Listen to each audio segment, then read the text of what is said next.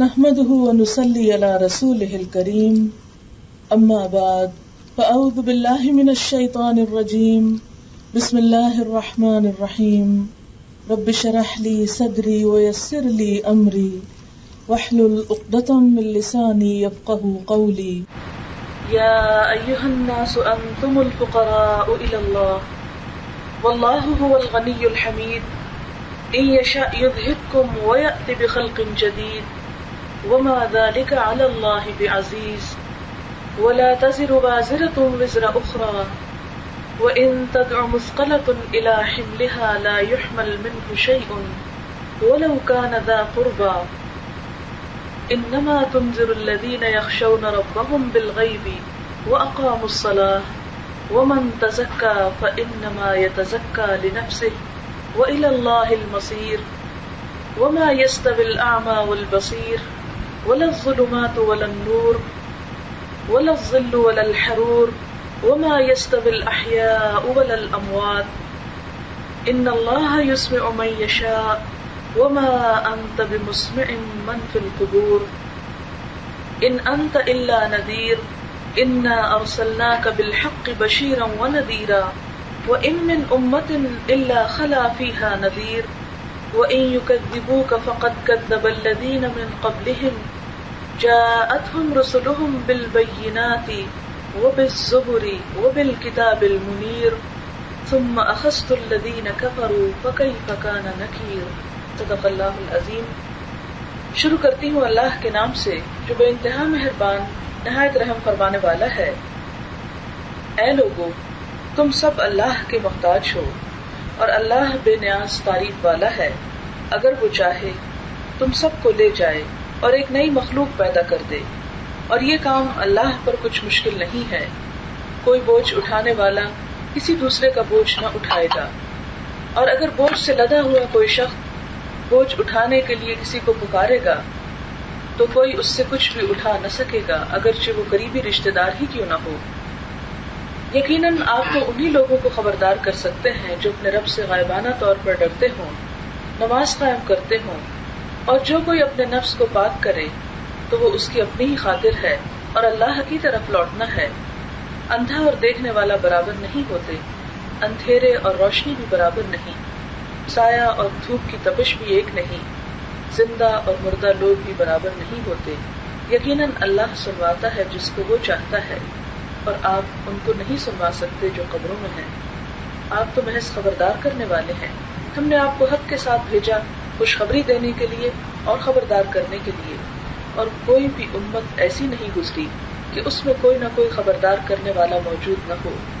اگر یہ لوگ آپ کو جھٹلائیں تو ان لوگوں نے بھی جو ان سے پہلے گزرے اپنے رسولوں کو جھٹلایا، جو ان کے پاس کھلی نشانیاں، صحیفے اور روشن کتاب لے کر آئے۔ پھر میں نے ان لوگوں کو پکڑ لیا جنہوں نے کفر کیا، تو دیکھو میری پکڑ کیسی تھی۔ یہ سورۃ فاطر کی چند آیات میں نے پڑھی ہے۔ سورۃ فاطر سورۃ یاسین سے ایک سورت پہلے ہے۔ حقیقت یہ ہے کہ مسلمان ہونا اس کائنات کے ساتھ ہم آہنگی کرنا ہے۔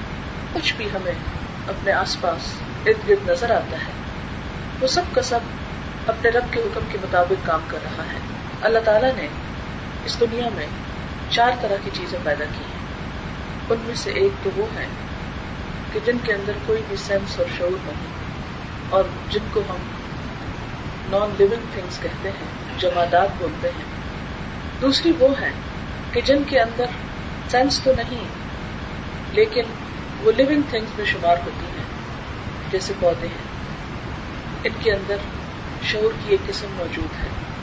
تیسری قسم وہ ہے کہ جس کے اندر زندگی تو ہے لیکن عقل اور شعور نہیں، اور وہ جانور ہے۔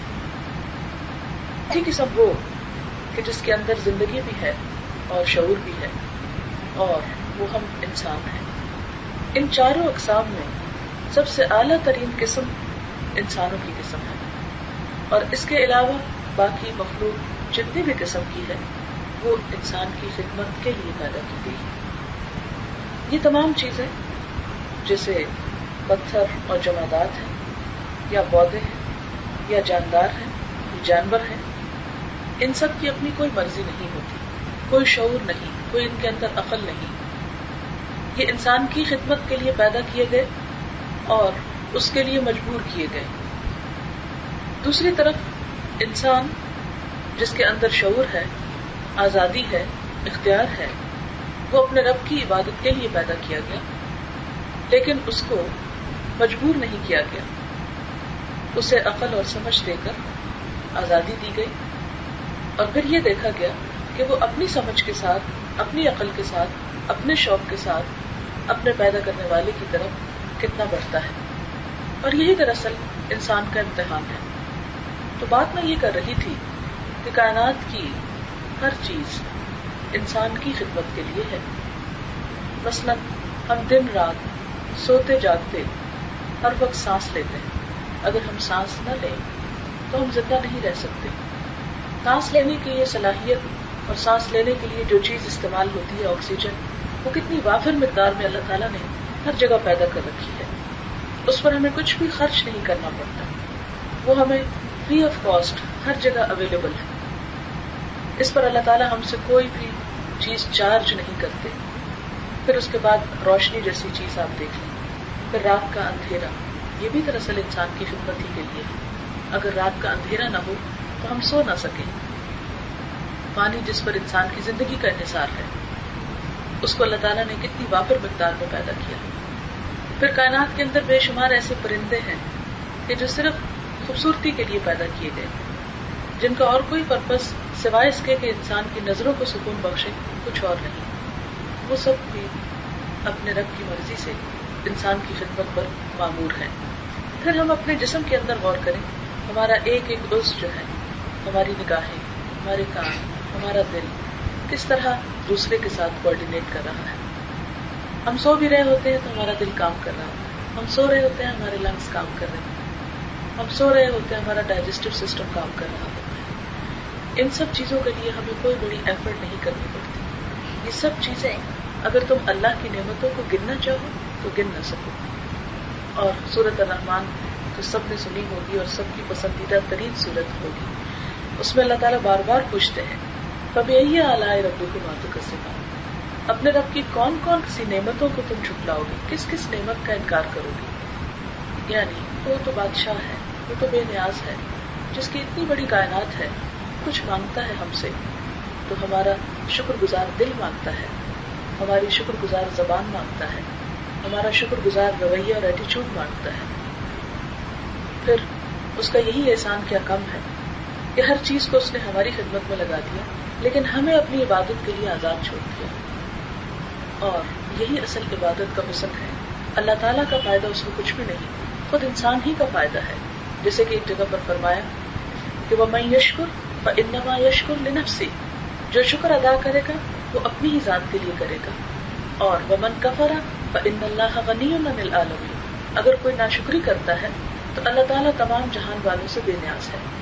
کوئی بھی چیز ایسی نہیں کہ جو اس کی تسبیح نہ کر رہی ہو، لیکن تم ان کی تسبیح کو سمجھتے نہیں ہو. جہاں پوری کائنات اس کی تسبیح کر رہی ہے، پوری کائنات اس کے آگے جھکی ہوئی ہے، وہاں پر ہمیں آزادی دے کر ہم سے مطالبہ کیا گیا کہ ہم بھی اس کے آگے جھک جائیں، پوری کائنات کے ساتھ اسی کو اپنا رب مان لیں. آپ دیکھیں کہ کائنات کی چھوٹی سے چھوٹی چیز سے لے کر بڑی سے بڑی کوئی بھی چیز اپنے آپ کو خدا نہیں کہتی. ان میں سے ہر ایک چیز اپنے رب کے آگے سرنگون ہے، ہر ایک چیز اپنے رب کی شکر گزار ہے. اور جس کام کے لیے اس کو پیدا کیا گیا وہ بلا چون و چرا اس میں لگی ہوئی ہے. لیکن انسان کو جب دوسری طرف آزادی دی گئی اور پھر انسان سے یہ مطالبہ کیا گیا کہ وہ اپنے رب کی طرف رجوع کرے، انسان جب ایک قدم اس کی طرف بڑھاتا ہے، انسان صرف اس کی طرف توجہ ہی کرتا ہے تو اس کی محبتیں اور اس کی رحمتیں اس انسان پر نچھاور ہوتی ہیں. اب اس صورتحال میں جہاں ایک طرف ہم دیکھتے ہیں کہ پوری کائنات اس کی ہے، پوری کائنات اس کی شکر گزار ہے، پوری کائنات اس کی تسبیح میں لگی ہوئی ہے، پوری کائنات اس کے آگے سجدہ ریز ہے، کیونکہ قرآن پاک میں بتایا گیا اللہ ہی کے لیے سجدہ کر رہی ہے ہر وہ چیز جو آسمانوں اور زمین کے اندر ہے. تو پھر اسے نہ تو ہماری تابعداری کی ضرورت ہے، نہ ہماری تسبیح کی ضرورت ہے، نہ ہمارے سجدوں کی ضرورت ہے. مثال کے طور پر جن کو ہم عبادت کہتے ہیں، نماز، روزہ، حج، زکوٰۃ، صدقات، ان میں سے کوئی بھی چیز اس کو کسی بھی طرح کا کوئی فائدہ نہیں دیتی جب کچھ بھی چیز نہ اس کو چاہیے، نہ اس کا وہ ضرورت مند ہے، نہ اس کو کوئی چیز فائدہ دیتی ہے، نہ ہماری عبادت اس کو کوئی فائدہ دیتی ہے، نہ ہمارا بگڑنا اس کو کوئی نقصان دیتا ہے، تو پھر یہ سب کچھ کس لیے؟ یہ سب مطالبہ اس نے پھر کس لیے کیا کہ اگر تم شکر گزار ہو تو اس کو یہ تمہارے لیے پسند ہے. وَإِن تَشْكُرُوا يَرْضَهُ لَكُمْ، اگر تم شکر گزار ہوتے ہو تو وہ اس پہ راضی ہوتا ہے، وہ اس کو پسند آتا ہے. ایسی صورت میں ہمیں احساس یہ دلایا گیا، رجوع کرنا، اس کی طرف جھکنا اور اس سے تعلق پیدا کرنا، اس میں ہماری اپنی ہی خوش قسمتی اور خوش بختی ہے. اے لوگو، تم سب اللہ کے محتاج ہو، تمہیں اس کی ضرورت ہے، اسے تمہاری ضرورت نہیں ہے، تم اللہ کے محتاج ہو. اور اگر انسان اپنی حقیقت پر غور کرے تو اپنی محتاجی انسان کو خوب کھلتی ہوئی نظر آتی ہے. آپ دیکھیں ایک کے بعد ایک شکل جب انسان بدلتا ہے تو ابتدائی شکلوں کو آپ دیکھیں تو انسان اسے دیکھ کر خوفزدہ ہو جائے، انسان اسے دیکھ کر پریشان ہو جائے، لیکن اللہ تعالیٰ جو بہترین خالق ہے، بہترین شکل میں اس نے انسان کو پیدا کیا، کس طرح ایک کے بعد ایک شکل بدلتا چلا گیا اور بہترین شکل میں انسان کو تخلیق کیا. اور نہ صرف یہ کہ وجود اور ڈھانچے میں، شکل و صورت میں ایک ایک اس کے اعتبار سے انسان کو خوبصورت بنایا گیا، بلکہ اس کے ساتھ اس کے اندر بہترین جوہر، روح کے ساتھ عقل اور شعور بھی رکھا گیا. یہ سب کچھ انسان کو دیا اگر تو کس نے؟ اس کے رب نے. اس لیے کہ بہت سے لوگ ایسے ہیں جن کے عقل اور شعور میں کچھ کمی ہو جاتی، جو پیدائشی اندھے ہوتے ہیں، جو بول نہیں سکتے، سن نہیں سکتے. اگر ہم میں سے کسی کے ساتھ ایسی ہی کوئی کمی یا ایسا ہی کوئی نقص ہوتا، ہم کیا کر سکتے ہیں؟ ہم کچھ بھی نہیں کر سکتے. ہم کائنات کے اندر کیا کر لیتے؟ کچھ بھی نہ کر سکتے. اگر اس نے دیا ہے تو یہ اس کا احسان ہے ہم پر کہ کس طرح اس کی مرضی سے کام کر رہے ہیں. ہم اپنے دل کا دھڑکنا اور ہمارے خون کی سرکولیشن جو ہمارے جسم میں ہے، اسی پر اگر ہم تھوڑا سا غور کریں کہ اگر ایک چھوٹا سا کلاٹ جو ہماری آنکھوں کو نظر بھی نہ آئے، اگر وہ ہمارے خون میں بڑھ جائے اور ہمارے دل کی حرکت کو روک دے اور ہمارے دماغ کو کام کرنے سے روک دے تو ہم کچھ بھی نہیں کر سکتے. زندگی اور موت میں کتنا سا فاصلہ ہے، بہت تھوڑا، چند لمحوں کا فرق ہے. اس لیے کہ بہت سے لوگ دنیا سے رخصت ہو جاتے ہیں اور سب کے سب دیکھتے رہ جاتے ہیں.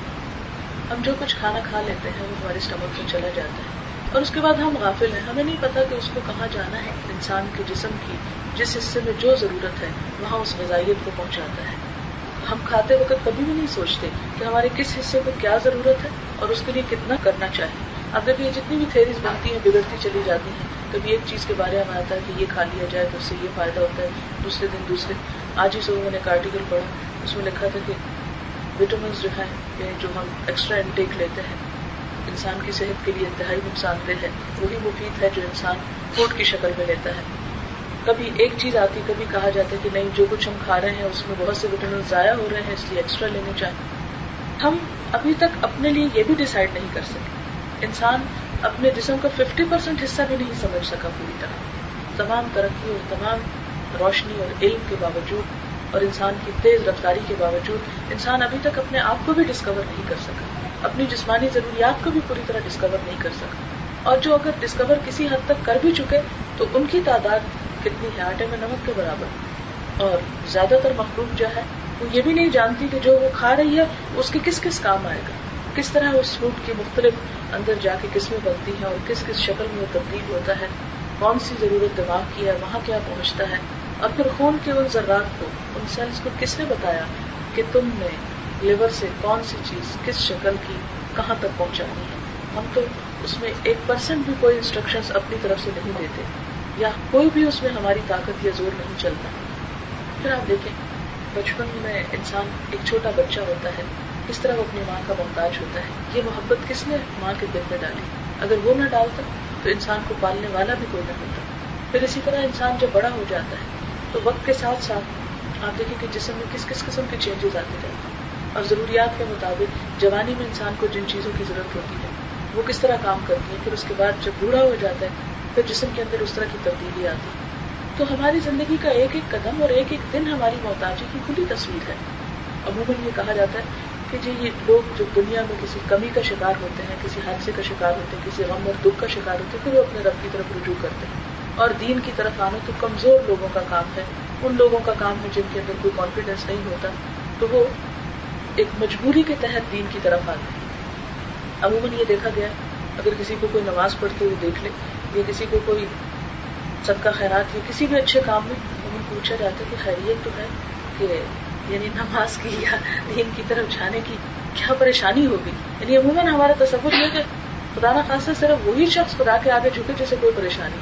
یعنی محبت کا تو کوئی تصور رہ ہی نہیں گیا کہ اس کے جو اتنے بے شمار انعامات ہیں ہم پر, اس کے شکریہ کے طور پر بھی جھکنا آخر فرض بنتا ہے. انسان بھی جب کسی انسان کے ساتھ کوئی بھلائی کرتا ہے, اخلاقی طور پر انسان کا فرض بنتا ہے کہ اس کے ساتھ بھلائی کا سلوک کرے, اس کے ساتھ شکر گزاری کا رویہ اختیار کرے. تو پھر وہ رب جس کے ذرے ذرے کے ہم محتاج ہیں, اس کے ساتھ کیا صرف مجبوری کے وقت کی تعلق رکھا جائے؟ یہ تو پھر بڑی ہی خودغرضی کی بات ہو جائے گی. پھر اس کے بعد آپ دیکھیں کہ ہماری زندگی یہیں پر تو ختم ہو کر رہ نہیں جائے گی کہ ہم اگر اس دنیا میں اس سے بیزار ہو کر بھی زندگی بسر کریں, اس سے دور ہو کر بھی تو کر لیں, اسے تو فرق نہیں پڑتا. اب یہ ہے کہ سب جانتے ہیں اور ہم سب کی آنکھوں کے سامنے یہ ہوتا ہے, جہاں دنیا میں آنے کا وقت ہے وہاں جانے کا بھی وقت ہے, اور اس سے کوئی بھی انسان فرار حاصل نہیں کر سکتا. جتنا بھی خدا سے بھاگے, جتنا چاہے بھاگ لے, وہ بھاگتے بھاگتے آخرکار سامنے اسی کو پائے گا. وَإِلَيْهِ الْمَصِيرُ, بار بار قرآن پاک میں کہا کہ اسی کی طرف لوٹنا ہے, اسی کی طرف جانا, وہی واپسی ہے, وہی ٹھکانا ہے, وہی آخری منزل ہے, وہی اصل زندگی. بارہا یاد دہانی کرائی. پھر آپ دیکھیں کہ اس زندگی کی ابتدا کہاں سے ہوتی ہے. مرنے کے بعد ہمارے رشتے دار, ہمارے عزیز دوست کتنا بھی ہمیں چاہتے ہو, کتنی بھی ہم سے محبت کرتے ہو, کوئی بھی نہیں رکھتا, بلکہ تنگ ہونے لگتے ہیں کہ کس وقت جنازہ اٹھے گا کہ ہماری جان چھوٹے اور ہم بھی تھوڑا ریلیکس کریں. یعنی چند ایک اپنے جو عزیز رشتے دار ہوتے ہیں وہ تو روز ہو رہے ہوتے ہیں, لیکن اکثریت بیزاری بیٹھی ہوتی ہے کہ کس وقت. یہ بہت بڑی حقیقت ہے جو دن رات آپ دیکھ سکتے ہیں. یعنی انسان دنیا میں لوگوں کے ساتھ بے شمار بھی بھلائیاں کرے, لیکن بہرحال وہ ایک بوجھ ہے. دنیا سے ہم میں سے ہر شخص کو, خواہ وہ مانے یا نہ مانے اس حقیقت کو, لیکن بہرحال بہت جلد چلے جانا ہے. اور جب انسان یہاں سے چلا جائے گا, قیامت کے دن اس سے پوچھا جائے گا, اللہ تعالیٰ فرمائیں گے کم لبثتم فی الارض عدد سنین, دنیا میں کتنے سال رہ کے آئے ہو؟ تو انسان جواب دے گا قالوا لبثنا یوما او بعد یوم فاسأل العادین, کہ ہم ایک دن یا دن کا بھی کچھ حصہ رہ کر آئے ہیں, آپ گننے والوں سے پوچھ لیجئے کہ ہم کیا رہ کر آئے. تو وہاں پر اس دنیا کی صرف ایک جھلک یا چند لمحوں کی بات محسوس ہوگی. خیر, بات یہ ہو رہی تھی کہ اب ایک نئی زندگی کی ابتدا ہوتی ہے دنیا سے جانے کے بعد, جو ہم میں سے ہر ایک کو کرنی ہے. ہم چاہے سوچیں یا نہ سوچیں, ہم اس پوائنٹ پہ آئیں یا نہ, ہم نہ بھی سوچنا چاہیں تو بھی ہم میں سے کوئی شخص اس حقیقت سے فرار حاصل نہیں کر سکتا. آپ دیکھیں کہ دوست احباب رشتے دار اپنے ہی ہاتھوں سے اپنے ہی عزیزوں کو زمین کے حوالے کر کے آ جاتے ہیں. پھر اس پہ کیا گزرتی ہے انسان پر کوئی خبر نہیں لیتا, کوئی کام نہیں آتا, کوئی مدد نہیں کرتا. وہاں انسان پوری طرح بے بسی کا نمونہ ہوتا ہے. وہاں اگر کوئی کام آتا ہے تو وہی رب جس سے ہم دنیا میں بھاگتے ہیں, صرف وہی رہ جاتا ہے اور باقی سب چلے جاتے ہیں. آپ صلی اللہ علیہ وسلم نے فرمایا جب انسان فوت ہوتا ہے, اسے دفنانے کے لیے لے جاتے ہیں تو تین چیزیں اس کے ساتھ جاتی ہیں. ایک وہی رہ جاتی ہے, دو واپس آتی ہے. کیا چیز واپس آتی ہے؟ اس کا مال اور اولاد واپس آ جاتی ہے, عزیز اور قارب رشتے دار واپس آ جاتے ہیں, اور اس کے عمل اس کے ساتھ رہ جاتے ہیں. اور عمل میں سب سے بہترین عمل کیا ہے کہ انسان اپنے سب سے بڑے محسن کا احسان پہچاننے والا, اس کے ساتھ تعلق, اس کے ساتھ محبت اور اس کے ساتھ شکر گزاری کا رویہ. سب سے بڑی برائی یہ ہے کہ جس کے احسان سب سے زیادہ ہے ہم پر, ہم اسی سے دور ہوں, اسی سے منہ موڑ لیں. بہرحال پھر وہاں پر آپ دیکھیں کہ ہم میں سے بہت سے کہہ سکتے کہ نہیں ہمارے رشتے دار بچے تو ہم سے بہت قریب ہیں اور بہت ہم سے محبت کرتے ہیں, اس لیے اگر ہم مر کے چلے بھی گئے تو وہ روز قبر پر آئیں گے اور پھول بھی چڑھائیں گے اور قبر بھی پکی کر دیں گے اور نام کی تختی بھی لگوا دیں گے اور سنگ مرمر بھی لگوا دیں گے, سب کچھ. لیکن یہ ساری ایفرٹ کہاں تک ہے؟ صرف باہر ہی کی ہے نا, اندر تو کوئی نہیں پہنچتا, کوئی اتر کے نہیں دیکھتا کہ کیا گزر رہی ہے. اور پھر آپ دیکھیں کہ ہمارے معاشرے کے جو رسم و رواج ہیں ان میں ظاہریت پہ تو بہت زور ہے, لیکن کتنے لوگ ایسے ہوں گے ہمارے پیچھے جانے کے بعد جو واقعی ہمارے لیے دعائیں کریں, جو واقعی ہمارے لیے محبت اور خلوص کے ساتھ ہمیں دعاؤں کے تحفے بھیجیں. اللہ ماشاء اللہ جس کو اللہ توفیق دے گا تو وہی ہوگا. عموماً تو یہ دیکھا گیا کہ اولاد زندہ ہو والدین تو بھی بھول جاتی ہے, کہاں یہ کہ مرنے کے بعد ان کو کوئی یاد نہیں. چلیں بہت خوش قسمت ہے کوئی اگر اس کی اولاد اس کو یاد رکھتی ہے اور بہت دعائیں اس کے لیے کرتی, لیکن کچھ عرصے کے بعد کیا ہوگا, 50-60 سال گزرنے کے بعد یہ اولاد بھی ختم ہو جائے گی, پھر اس کے بعد نیکسٹ جنریشن وہ بھی چلی جائے گی. پھر آپ دیکھیں کہ حضرت آدم علیہ السلام کے زمانے سے لے کر بے شمار لاکھوں کروڑوں انسان جو ہے وہ دنیا میں آئے اور چلے گئے. مثال کے طور پر اگر ہم دیکھیں کہ ہمارے دادا کے دادا کون تھے تو میرے خیال ہے یہاں بیٹھے ہوئے کسی بھی شخص کو نام تک نہیں آتا ہوگا. کہاں یہ کہ ہم ان کے لیے کچھ کریں, کچھ دعائیں کریں یا ان کی کچھ مدد کریں, کچھ بھی نہیں. پھر اسی طرح آپ دیکھیں کہ ایک دن وہ پھر آئے گا کہ جب ہم حشر کے میدان میں پھر سب اٹھ کھڑے ہوں گے. مسلمان ہونے کی حیثیت سے ہم میں سے ہر ایک کا عقیدہ یہ ہے کہ ہمیں دوبارہ کھڑے ہونا ہے. وہاں پر پھر انسان ایک بے بسی کی تصویر ہوگا. وہاں انسان کے ساتھ کیا ہوگا, کون کام آئے گا, وہ تو اللہ تعالیٰ شروع میں ہی قرآن پاک کے بہت واضح طریقے سے سمجھا دیتے ہیں کہ واتقوا یوما لا تجزی نفس عن نفس شیئا ولا يقبل منها شفاعۃ, کہ فکر کرو اس دن کا جس دن کوئی شخص کسی کے کام نہ آئے گا, کسی کی سفارش قبول نہ کی جائے گی, کسی سے کوئی بدلہ نہ لیا جائے گا. ایسے میں انسان پھر کس کا محتاج ہوگا, اپنے رب کا. پھر کس کی دوستی کام آئے گی, اپنے رب ہی کی دوستی اور اس کے ساتھ شکر گزاری کا رویہ. لہٰذا انسان کو بہت واضح الفاظ میں کہہ دیا گیا کہ اے لوگو, جب تم سے یہ کہا جاتا ہے کہ تم میرا شکر ادا کرو یا میری عبادت کرو تو یہ مت سمجھنا کہ مجھے تمہاری عبادت کی ضرورت ہے. نہیں, واللہ هو الغنی الحمید, اللہ وہ تو بے نیاز ہے, تعریف والا ہے, اس کو تو کسی کی بھی ضرورت نہیں. یہ پھر تمہاری اپنی ضرورت ہے. اب ایک اور اینگل سے ہم اس بات کو دیکھتے ہیں. پہلی بات تو یہ کہ شکر گزاری ہر ایک کو پسند ہے, ہمارے رب کو بھی پسند ہے اور ہمیں اس کی نعمتوں کا شکر ادا کرنا. اب دوسری بات یہ کہ شکر گزاری کے ساتھ ساتھ جو کچھ بھی ہم دین کے نام پر کرتے ہیں, مثلاً ہم نماز پڑھتے ہیں, مثلاً زکوٰۃ دیتے ہیں, مثلاً روزہ رکھتے ہیں, پھر ہمیں دیکھنا چاہیے اسٹیپ بائی اسٹیپ کہ دین کی جتنے بھی چیزیں ہیں ان سب میں اللہ تعالیٰ کا کتنا فائدہ ہے. کچھ بھی نہیں, یہ سب الٹیمیٹلی بندوں کو فائدہ پہنچتا ہے.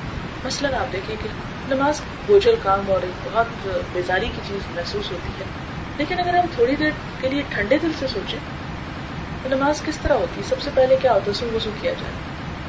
وضو کرنے سے انسان کی میل کچیل دور ہو جاتی ہے, صاف ستھرا ہو جاتا ہے انسان کی طبیعت میں ایک فریشنس آ جاتی ہے. انسان کے جسم کی ظاہری میل کچیل دور ہونے کے ساتھ اس کے اندر کی جو غم اور تکلیف اور تھکاوٹ کے جو اثرات ہوتے ہیں, پانی ان اثرات کو بھی دور کرتا ہے.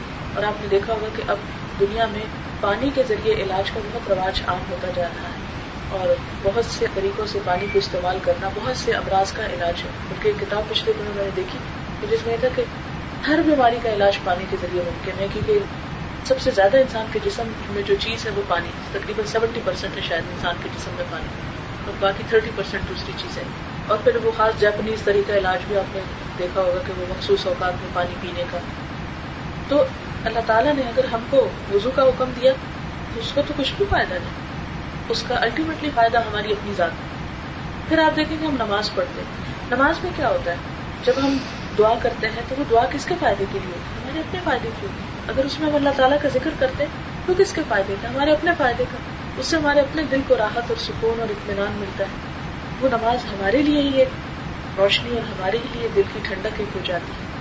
پھر آپ دیکھیں کہ انسان کام جب کرتا ہے تو کام کام کام, اس میں اللہ تعالیٰ پھر بلاتے ہیں کہ آؤ میرے بندے سب کچھ چھوڑ دو, آؤ اپنا ہاتھ میں دھو لو. جیسے مجھے ہمیشہ ایسے محسوس ہوتا ہے کہ جیسے ایک بچہ کھیل کود کے تھک ہار کے گھر میں آتا ہے تو وہاں کہتے اچھا پہلے ہاتھ میں دھو لو, کپڑے چینج کر لو اور آ کے بیٹھ جاؤ میرے پاس. اور بالکل اسی طرح جب انسان دن بھر کام کر کے تھک جاتا ہے تو اللہ تعالیٰ فرماتے ہیں یہ تمہارا اپنا ٹائم ہے, آؤ تم ہاتھ میں دھو, چھپ جاؤ. اس دوران تم کسی سے بھی بات نہیں کرو, کسی کے بارے میں سوچو بھی نہیں, اپنے ذہن کو ہر طرح کے خیالات سے آزاد کر لو, پوری طرح ریلیکس کر لو. اور اگر انسان واقعی اس شعور کے ساتھ نماز پڑھتا ہے تو نتیجہ کیا ہوتا ہے کہ وہ نماز انسان کی اپنی ذات کے لیے, اس کے جسمانی اور روحانی دونوں صحت کا ذریعہ بنتی ہے. لیکن چونکہ ہم اس کو ایک بوجھ سمجھ کر کرتے ہیں, ایک مصیبت سمجھ کر کرتے ہیں, لہٰذا اس کا کوئی فائدہ ہمیں اس طرح نہیں ہوتا جو ہونا چاہیے. پھر اسی طرح ہم زکوٰۃ کو دیکھتے ہیں. اللہ تعالیٰ نے جو زکوٰۃ فرض کی اس کا فائدہ اللہ تعالیٰ کو تو کچھ نہیں, اللہ کے بندوں ہی کو ملتا ہے اور بندوں ہی کی ضروریات پوری ہوتی ہیں اور بندوں ہی کی تکلیفیں دور ہوتی ہیں. اس میں اگرچہ ہم کہتے ہیں کہ جی اللہ تعالیٰ کے 5 حق ہیں اور اس پر اللہ تعالیٰ پوچھیں گے, تو وہ اس لیے ہی پوچھیں گے کہ اے میرے بندے میرے ڈول میں کیا ڈالا تھا, تو یہ پوچھیں گے کہ میرے بندوں کے لیے کیا کیا تھا. پھر اسی طرح جب ہم روزہ رکھتے ہیں تو روزے میں بھی آپ دیکھیں کہ اصل روزے کی روح کیا ہے کہ ہم کچھ عرصے کے لیے کھانا پینا اور دوسری ضروریات کو چھوڑیں تاکہ ہمیں دوسرے لوگوں کی ضروریات محسوس ہوں. اور پھر آپ دیکھیں کہ روزے کے مہینے میں صرف یہ نہیں کہا جاتا کہ بھوکے پیاسے رہو، بلکہ اس مہینے میں دوسرے روزے دار کا روزہ کھلوانے کو اور اس کی ضرورت پوری کرنے کو بے پناہ اجر اور ثواب کا کام بتایا گیا. یہ باہم ایک دوسرے کے ساتھ غمخواری کرنے کا مہینہ ہے، یہ صرف بھوکے پیاسے رہنے کا نہیں. پھر اس دوران جب ہم سے جھوٹ اور غیبت اور اس طرح کی چغلی وغیرہ منع کیا گیا، تو آپ دیکھیں کہ جب انسان جھوٹ بولتا ہے اللہ تعالیٰ کا کیا بگڑتا ہے؟ بندے کا ہی تو حق مارا جاتا ہے، ہم دوسرے بندے کو دھوکہ دے رہے ہیں. جب ہم کسی کو دھوکہ دیتے ہیں تو اللہ تعالیٰ کا کیا نقصان ہے؟ بندوں کو نقصان ہوتا ہے. جب ہم کسی کی بیک بائٹنگ کرتے ہیں، کسی کو پیٹ پیچھے برا بھلا کہتے ہیں، اللہ تعالیٰ کا کیا بگڑتا ہے؟ تو وہ کیا کرتا ہے؟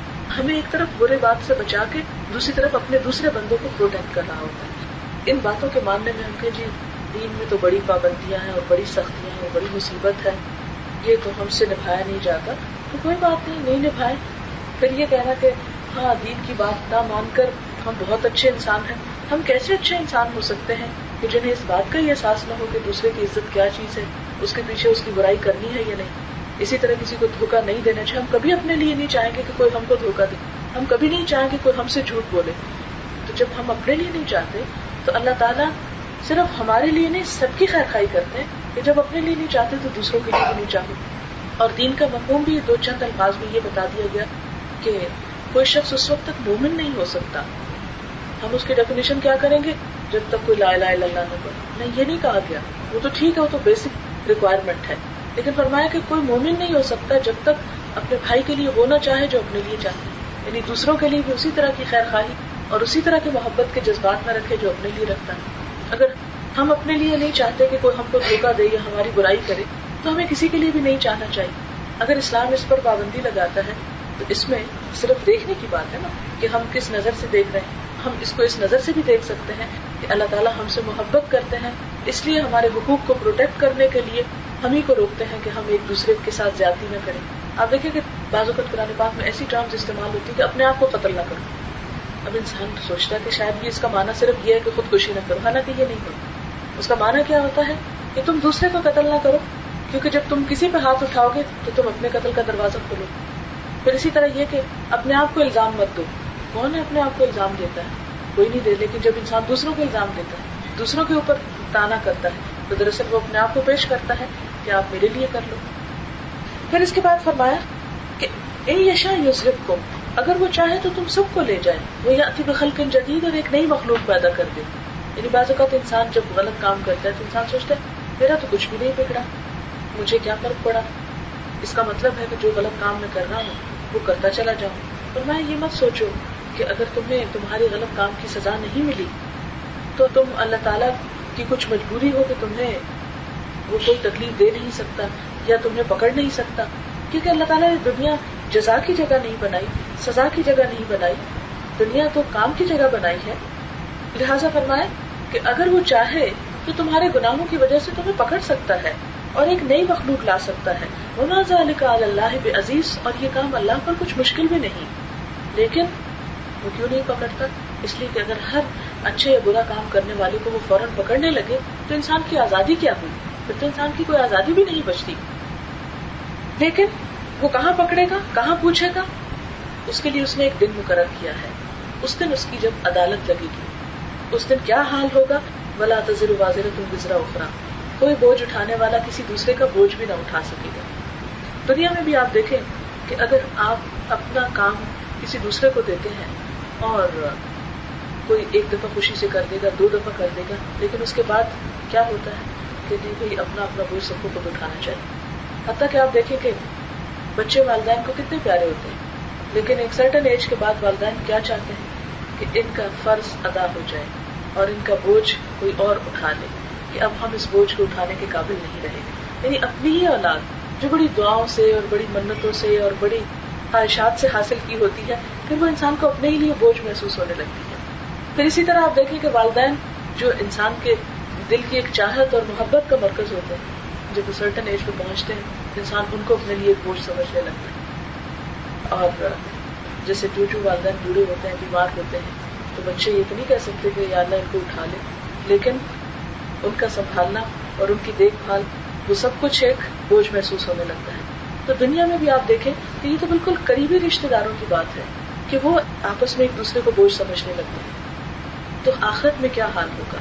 وہاں بھی فرمایا کہ کوئی کسی کے کام نہیں آئے گا. اور بہت سی آیات اس بات کی دلیل ہے کہ الاخلاء یومئذ بعضهم لبعض عدو الا المتقین، کہ قریبی دوست بھی ایک دوسرے کے دشمن بن جائیں گے سوائے متقی لوگوں کے، کہ وہ ایک دوستی صرف وہاں پر اللہ کی محبت کا رشتہ جو ہے یا اللہ کی خاطر محبت کا باہم رشتہ جو ہے وہ قائم رہے گا. ان کے لیے تو خوشخبری دی گئی کہ وہ عرش کے سائے تلے ہوں گے، لیکن باقی ایک دوسرے کی شکل بھی دیکھ لانا چاہیں گے.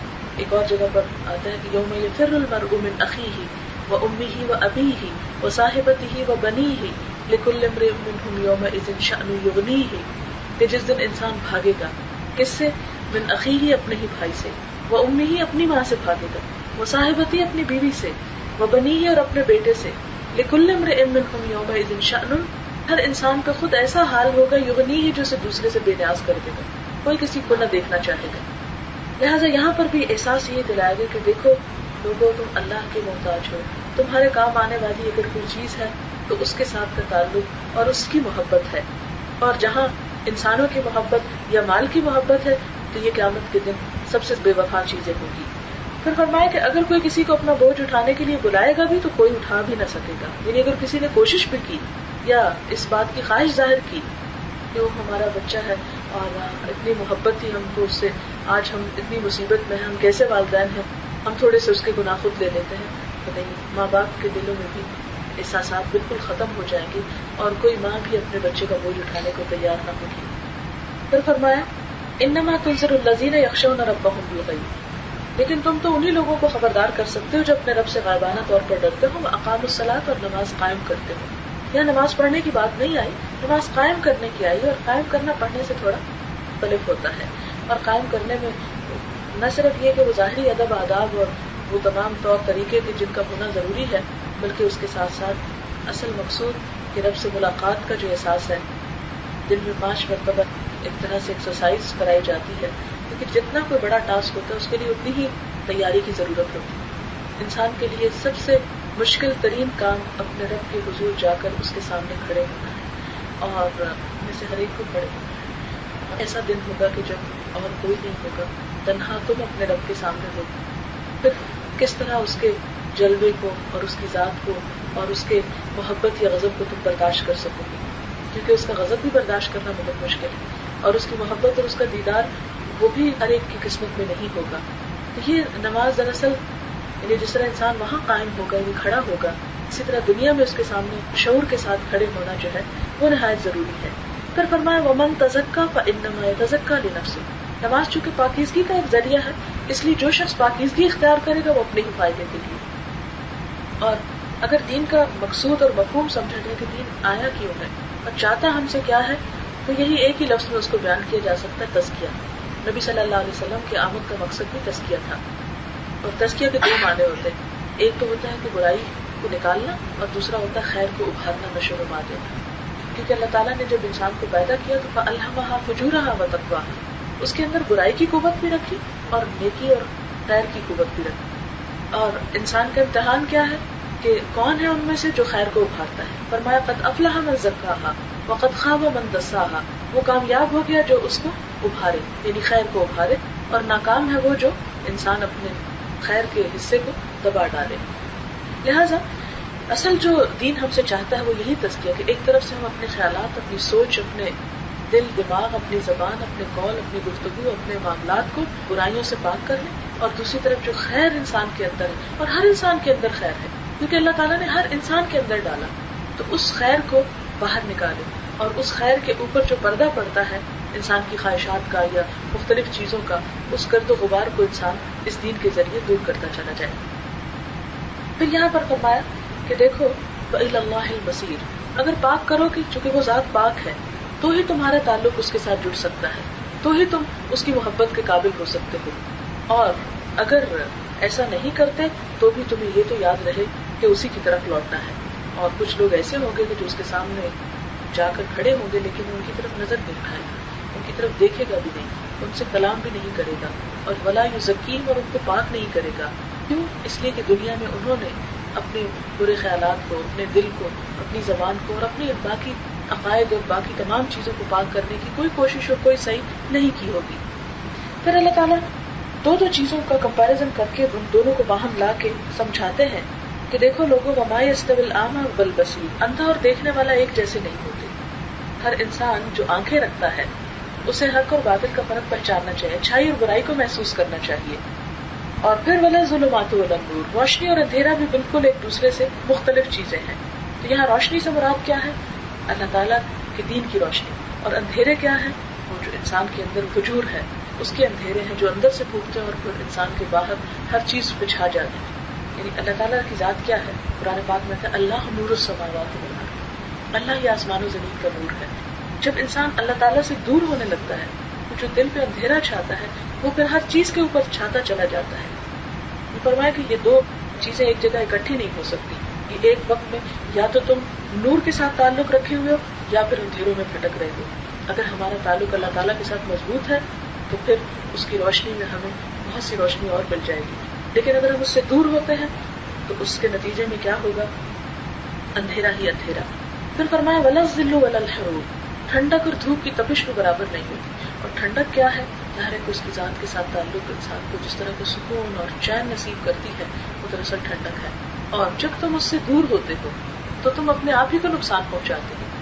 دیکھو اگر تم بے چین ہو اور پریشان ہو تو اس ریزن اور اس سبب کو جاننے کی کوشش کرو کہ جس کی وجہ سے یہ سب چیزیں محسوس ہو رہی ہیں.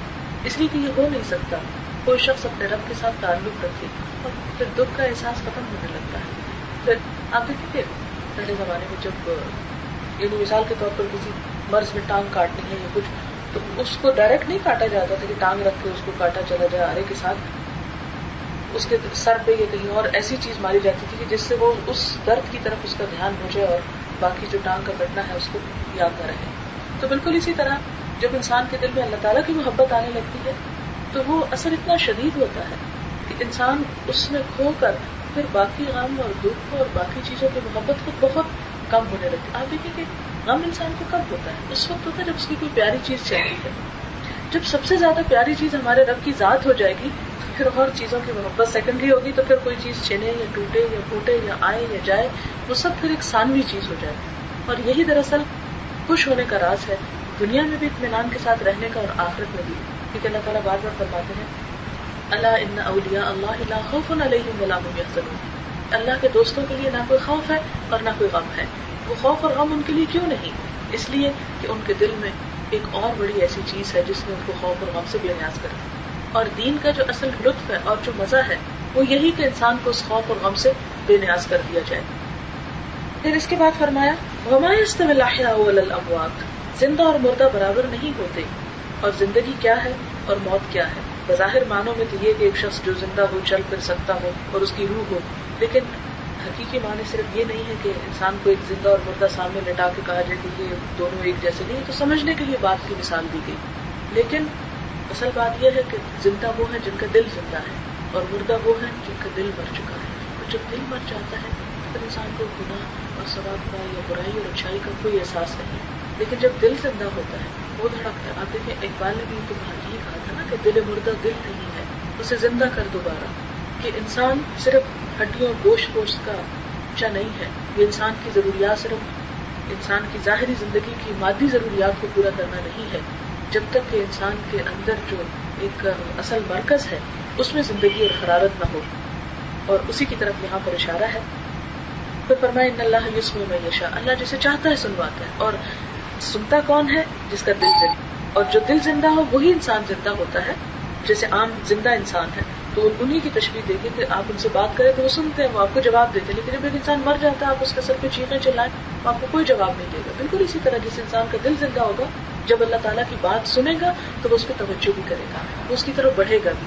لیکن اگر کسی کا دل ہی مر چکا ہے تو پھر اس صورت میں اس کو اپنے رب کی کوئی بات، اس کی کتاب، اس کی کوئی بھی چیز جو ہے اس سے نہ اسے تعلق ہوگا، نہ اس کے ساتھ کوئی ایسوسیشن ہوگی، نہ ہی اس کے ساتھ کوئی اس کو دلچسپی ہو سکتی ہے. تو پھر ایسی صورت میں کیا فرمایا؟ ہمارا وما انت بمسمع من فی القبور، جو قبروں میں ہیں آپ ان کو نہیں سنوا سکتے. یہاں قبروں میں ہونے سے اصل مراد کیا ہے کہ جن کے دلوں پہ غفلت اور دنیا کی محبت کے پردے پڑ چکے ہیں اور جو صرف اسی میں کھو کر رہ چکے ہیں، ان کو آپ جتنا بھی بتائیں ان کو کوئی بھی بات سمجھ نہیں آئے گی. اس لیے ان کی زندگی کے اندر اللہ تعالیٰ کی وہ ضرورت یا وہ احساس نہیں ہے اس سارے کلام اور سب بات کا دراصل خلاصہ یہ ہے کہ ہم سب اللہ کے محتاج ہیں، ہمیں اس کی طرف بڑھنے کی ضرورت ہے، ہمیں اس کا شکر ادا کرنے کی ضرورت ہے، اور اگر کوئی شکر ادا کرتا ہے یا اللہ تعالیٰ سے تعلق رکھتا ہے تو اس میں اللہ تعالیٰ کا کچھ بھی فائدہ نہیں. انسان کو فائدہ صرف آخرت کا فائدہ نہیں، دنیا کا بھی فائدہ ہے، کیونکہ جب انسان اللہ تعالیٰ سے اپنا تعلق مضبوط کرتا ہے تو دنیا کے خوف اور غم بھی ختم ہو جاتے ہیں، اور جب دنیا کے خوف اور غم ختم ہوتے ہیں تو انسان اطمینان کی حالت میں جان دیتا ہے. اور اسی کے لیے قرآن پاک میں فرمایا بھی یا ایتھا النفس المطمئنہ ارجعی الی ربک راضیۃ مرضیہ، کہ اے نفس مطمئنہ چلو اپنے رب کی طرف لوٹ جاؤ. اس کے بغیر تو گزارا ہی نہیں، جانا تو ہے ہی، تو کیوں نہ ہم اطمینان کے ساتھ اس دنیا سے رخصت ہوں. کیونکہ یہ تو صرف چند لمحوں کی بات، میں تو اس کو چند گھنٹے اور چند دن بھی نہیں کہتی، وہی کہتی ہوں جو اللہ تعالیٰ نے اس کی اصل حقیقت بتائی کہ چند لمحوں کی جب بات ہے اور اصل زندگی تو کل شروع ہونے والی ہے. تو اس اصل زندگی کی کامیابی اور خوشی کا انحصار اس زندگی کے کام پر ہے. تو اگر اپنے رب کو پانے میں گزار لیں گے تو انشاءاللہ تعالیٰ پھر وہ وقت کہ جب رب کا دیدار بھی نصیب ہوگا اور رب کی قربت بھی نصیب ہوگی، اس قربت کو پانے کی جو خوشی اور جو لذت ہے وہی دراصل انسان کے لیے حقیقی خوشی ہے، اور اسی کی طرف لوٹ جانا اصل پرلطف تجربہ ہے. دعا کر لیتے ہیں. سبحان اللہ والحمد للہ ولا الہ الا اللہ واللہ اکبر ولا حول ولا قوة الا باللہ العلی العظیم. اللهم صل على محمد وعلى آل محمد كما صليت على إبراهيم وعلى آل إبراهيم إنك حميد مجيد. اللهم بارك على محمد وعلى آل محمد كما باركت على إبراهيم وعلى آل إبراهيم إنك حميد مجيد. ربنا آتنا في الدنيا حسنة وفي الآخرة حسنة وقنا عذاب النار. ربنا لا تزغ قلوبنا بعد إذ هديتنا وهب لنا من لدنك رحمة إنك أنت الوهاب. اللهم لا مانع لما أعطيت ولا معطي لما منعت ولا ينفع ذا الجد منك الجد. يا حي يا قيوم برحمتك نستغيث. اللهم إنا نسألك من الخير كله عاجله وآجله ما علمنا منه وما لم نعلم. اللهم إنا نعوذ بك من شر كله عاجله وآجله ما علمنا منه وما لم نعلم. لا إله إلا الله أنت الحليم الكريم. سبحان الله رب العرش العظيم والحمد لله رب العالمين. رب نسألك موجبات رحمتك وعزائم مغفرتك والغنيمة من كل بر والسلامة من كل إثم. لا تدع لنا ذنبا إلا غفرته ولا هما إلا فرجته ولا حاجة هي لك رضا إلا قضيتها يا أرحم الراحمين. یا رب العالمین یا ارحم الراحمین. ہم سب تیری رحمت کی فریاد کرتے ہیں. یا اللہ تو ہمارے سینوں کو اپنے دین کے لیے کھول دے، ہمارے دلوں میں اپنی محبت پیدا کر دے، ہمیں وہ انسان بنا دے جو تو ہم سے چاہتا ہے. یا رب العالمین تو ہماری تمام مشکلات کو ہمارے لیے آسان کر دے. یا اللہ ہمارے نفس کے اندر جو ہمیں مشکلات پیش آتی ہیں انہیں آسان کر دے. یا رب العالمین تو ہمیں اپنی اطاعت کی توفیق دے. یا اللہ ہماری اولاد کو ہمارے آنکھوں کی ٹھنڈک بنا دے، انہیں دین و دنیا کی کامیابی عطا فرما. یا اللہ تو ہمارے والدین پر اپنی رحمت فرما. یا اللہ تو ہمارے تمام عزیز و رشتے داروں کی مشکلات آسان کر دے. یا اللہ اس محفل میں جن لوگوں نے شرکت کیا ان کا آنا قبول فرما. یا اللہ جنہوں نے اس کا اہتمام کیا ان کے لیے اس کو صدقہ جاریہ بنا.